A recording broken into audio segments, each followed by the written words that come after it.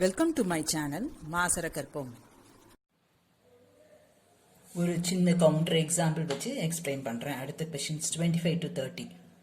இப்போ நான் ஒரு பப்ளிக் எக்ஸாம் நடக்குது. அதில் ஏதோ ஒரு ஸ்கூலில் ஒரு 4 ஹால் எக்ஸாம்பிளுக்கு எடுத்திருக்கேன்.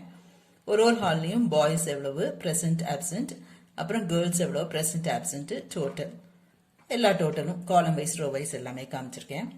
தென் கீழே அன்னைக்கு தேதியில என்ன subject, date, sign of the hall சூப்பர்விஷனுக்கு வருவாங்கல்ல இன்விலிகேட்டர் அண்ட் ஹெச்எம் இன்சார்ஜோட சைன் இருக்கு. ரைட், இது நம்ம ஒரு டேட்டா அனுப்புவோம், டெய்லி அனுப்புவோம். ரைட், அதை வச்சே உங்களுக்கு எக்ஸ்பிளைன் பண்றேன். ரைட், இப்போ இது பாக்ஸ் ஹெட், ஒரு பாக்ஸ் ஒரு டேபிள்ல நம்ம பிரசன்ட் பண்றோம். ஸோ இதுக்கு பேரு பாக்ஸ் ஹெட். பாக்ஸ் ஹெட்ல உங்களுக்கு எல்லாமே இருக்கும். இது எதை பத்திய டேபிள், அதோட காலம்ஸ் என்ன, ரோஸ் என்ன, எல்லாமே அதுல இருக்கும். அப்புறமா இதுல நான் மெயினா என்ன சொல்றேன், அட்டெண்டன்ஸ் சொல்றேன். ஸோ அது என்னோட கேப்ஷன், பாக்ஸ் ஹெட்டுக்குள்ள கேப்ஷன் இருக்கும். ரைட்டா, அடுத்தது ஸ்டப்ங்கிறது இது. இந்த ஒரு ஹால் சொல்லியிருக்கேன்ல, ஹால் 1 2 3 4, இது ஸ்டப். ஓகேவா? இப்ப பாக்ஸ் ஹெட், கேப்ஷன், ஸ்டப் உங்களுக்கு தெரியும். அடுத்தது food notes. Food notes, food கீழே. ரைட், நம்ம கீழே கொஞ்சம் அது எக்ஸ்பிளனேஷன் இருக்கு, இன்னைக்கு என்ன எக்ஸாம். ரைட், ஸோ இது ஃபுட் நோட்ஸ். இவ்வளவுதான் நீங்க தெரிஞ்சுக்கணும். உள்ள இந்த கண்டென்ட் இருக்குல்ல, அது பாடி. ரைட், இது மட்டும் புரிஞ்சிட்டீங்கன்னா வர 5 கொஸ்டின் நீங்க ஈஸியா ஆன்சர் பண்ணலாம். நல்லா தெரிஞ்சுக்கோங்க, என்ன ஸ்டாட்டிஸ்டிக்ஸ் தான் இந்த பேப்பர். ஸோ இதெல்லாம் நமக்கு டேபிள் என்னென்ன இருக்குன்னு தெரிஞ்சுக்கிட்டா நல்லது.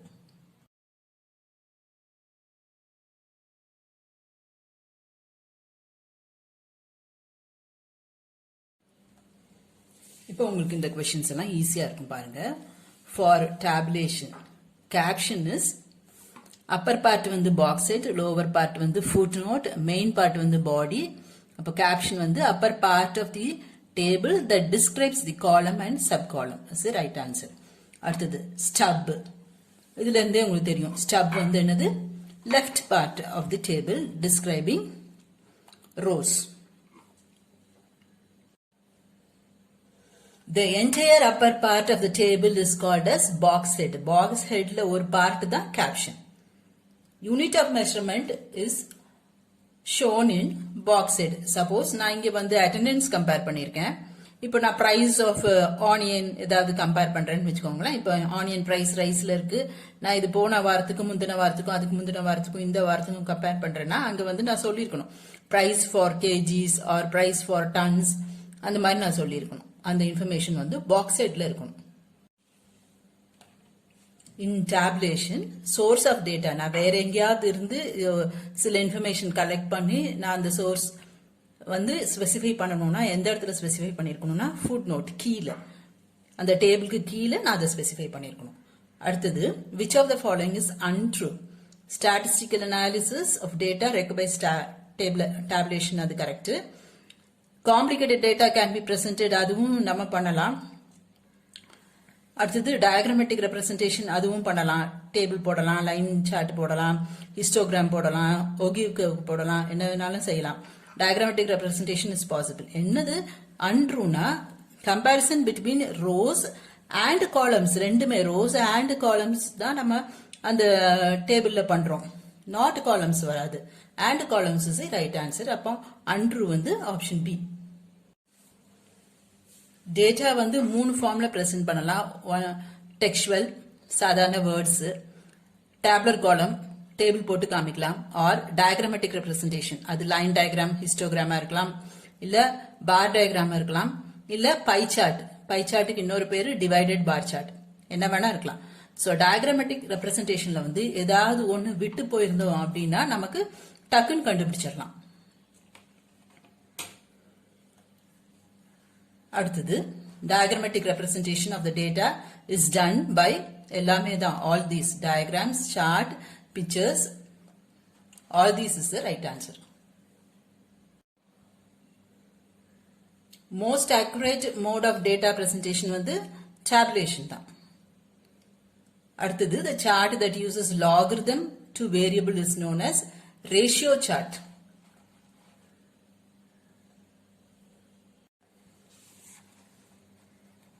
Multiple line chart is applied for two or more related time series when the variables are expressed in same units. Multiple line chart, இங்க பாருங்க ஒரு எக்ஸாம்பிள் வச்சு உங்களுக்கு எக்ஸ்பிளைன் பண்ணிருக்கேன். ஒரே இதுல ரெண்டு லைன் சார்ட் போடுறேன். Right, I am comparing price of ரைஸும் பிரைஸ் ஆஃப் வீட்டும் கம்பேர் பண்றேன். இயர் வந்து 2000, 2010, 2020 சும்மா ஒரு கவுண்டர் எக்ஸாம்பிளுக்காக எடுத்திருக்கேன். இங்க வந்து ப்ரொடக்ஷன் இன் டன்ஸ், 10 tons, 20, 30, 40 எடுத்திருக்கேன். இப்போ நம்ம ஒரே கிராஃப்ல ரெண்டுமே வரைகிறோம். அப்போ கண்டிப்பா என்னவா இருக்கணும், அந்த கம்பேரிங் இது ரெண்டுக்குமே ஒரே ஸ்கேல் தான் நான் எடுத்திருப்பேன். அப்போ ரெண்டுமே சேம் யூனிட்ஸ்ல தான் இருக்கணும். சப்போஸ் டிஃப்ரெண்ட் யூனிட்ஸா இருந்ததுன்னா நான் வந்து இதுக்கு தனி சார்ட், அதுக்கு இன்னொன்னுக்கு தனி சார்ட் தான் போடுவேன். அதுக்கு பேரு மல்டிபிள் ஆக்சஸ் சார்ட். அதுதான் next question. There are more than one time series, units of variable are different. அப்படி இருந்ததுன்னா multiple axis line chart.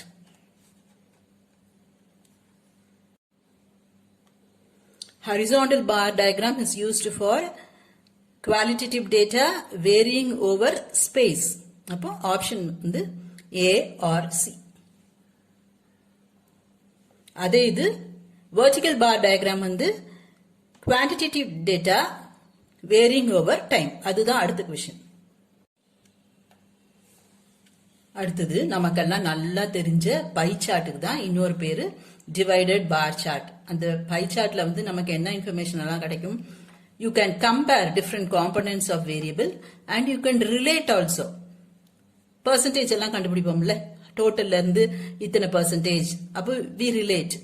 So option A and B. To compare two or more related series, we consider either multiple bar chart or grouped bar chart. அடுத்தது pie diagram compares different components and their relation to the total. Representing quantitative data in a circle correct தான், but ரொம்ப கரெக்டான answer வந்து comparing different components of their relation to the total.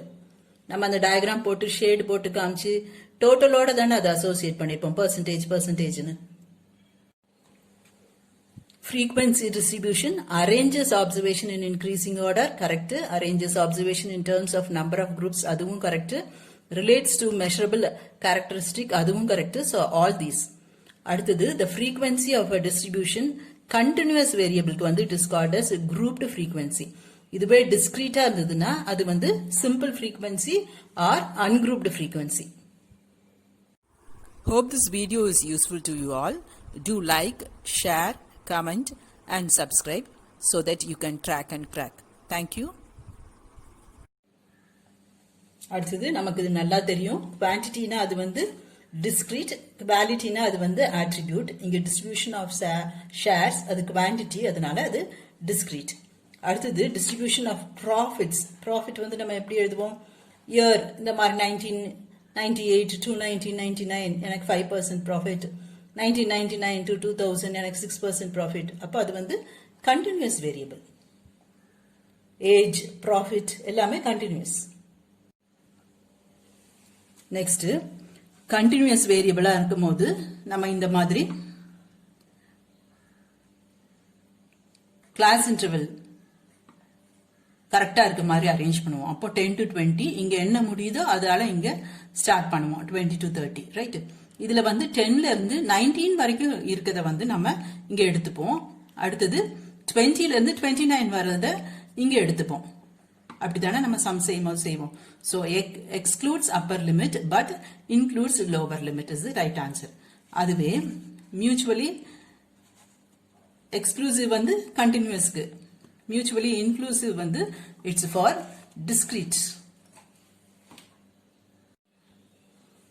அதேதான் next question 48. Mutually exclusive is for continuous. Mutually inclusive is for discrete. அடுத்தது LCB. Lower class boundary is lower limit. இப்போ 0 to 10, then 10 to 20 na இது lower limit or lower class boundary. Next question number 50. The upper class boundary is the upper limit to the upper class level. Upper limit in the 10, 20, 30 எல்லாம். இப்போ length of the class வந்து என்னது? இங்க 10. இது ரெண்டையும் separate பண்ணுவோம். 0 minus 10 பண்ணா நமக்கு மைனஸ்ல வரும் 10 minus 20. நம்ம எப்பொழுதுமே width of the class வந்து பாசிட்டிவா தான் வச்சிருப்போம். So upper class boundary minus lower class boundary. நமக்கு இதுக்கு ஸ்பெசிஃபிக்கா ஒரு name படிச்சிட்டோம். upper class boundary, lower class boundary. It is lower limit of lower class level is LCB, lower class boundary. அதே மாதிரி upper limit to upper class level வந்து UCB, upper class boundary. So difference between upper class boundary and lower class boundary.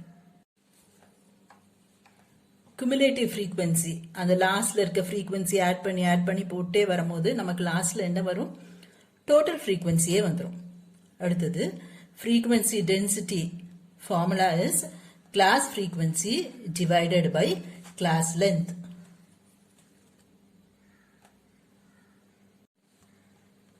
அடுத்தது relative frequency formula வந்து class frequency by total frequency. class frequency கண்டிப்பா total frequency யோட கம்மியா தான் இருக்கும். So total frequency by total frequency வந்தாதான் நமக்கு 1 இன்க்ளூசிவா இருக்கும். இல்ல நியூமரேட்டர்ல 0 இருந்தாதான் 0 வரதுக்கு சான்ஸ் இருக்கு. அங்க நியூமரேட்டர்ல 0வும் வராது, நியூமரேட்டர்ல total frequencyயும் வரதுக்கு சான்ஸ் இல்ல. So lies between 0 and 1. Mode is obtained from histogram. histogram வரையும்போது இந்த ஹையஸ்டா இருக்கிறதுல இப்படி ரெண்டையும் ஜாயின் பண்ணி அதோட பாயிண்ட் ஆஃப் இன்டர்செக்ஷன் தான் நமக்கு mode. So mode is obtained from histogram. Median is obtained from ogive curve. Less than ogive curve, greater than ogive curve ரெண்டும் இன்டர்செக்ட் ஆகிற பாயிண்ட் தான் நமக்கு மீடியன். அடுத்தது comparison among the class frequencies is possible only in histogram. histogram தான் நமக்கு பார்த்தோன்னே compare பண்றதுக்கு ஈஸியா இருக்கும்.